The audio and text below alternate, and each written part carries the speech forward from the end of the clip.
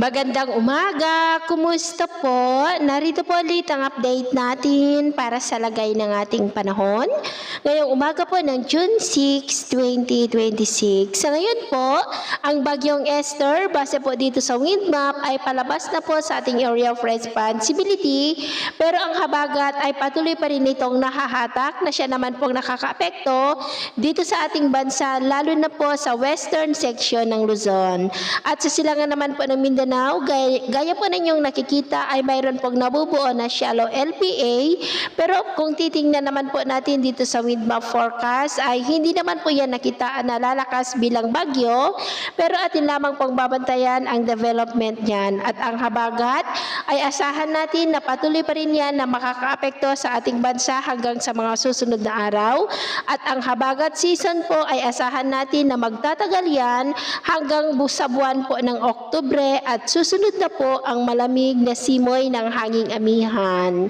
At ito naman po ang pinapakita ng forecast model natin pong ginagamit hanggang po sa susunod na 2 linggo. At sa lagay po ng ating panahon, ngayong madaling araw ay maayos naman po ang panahon sa malaking bahagi ng bansa, pero may mga tsansa pa rin po ng mga isolated rain sa may extreme northern Luzon, Ilocos Region, Benguet, ilang bahagi po ng Cagayan, Pangasinan, Zambales, Bataan, southern part ng Quezon, Camarines Norte, Occidental Mindoro, Northern Palawan, Romblon, Eastern Samar, Calbayog, Leyte, Capiz at Dinagat Island.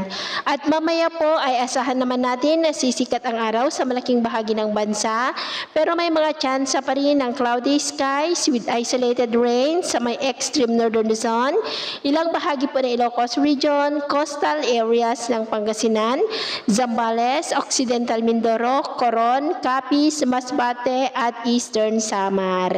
At mamayang hapon po may mga isolated rains pa rin dyan po sa may extreme northern Luzon, Ilocos Region, Cordillera, Cagayan, Pangasinan, Zambales, Tarlac, ilang bahagi po ng Bicol Region, ilang bahagi ng Kabisayaan at Mindanao.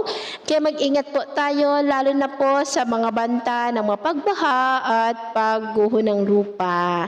At sa atin naman pong mga baybayin, maalon pa rin po sa mga baybayin ng extreme northern Luzon. Ang mga alon ay posibleng aabot hanggang po sa 2 to 2.5 meters height. Kaya hanggat maaari po, ay iwasan na muna natin ang papalaot dyan sa mga may kulay pula para mas makaiwas sa mga sakunang pangkaragatan. So, ito po ang latest update natin sa araw na ito. At ako pamuli si James na nagsasabing sa kahit na pagsubok po na darating sa ating buhay, huwag po tayong mawawalan ng pag-asa. Thank you and God bless.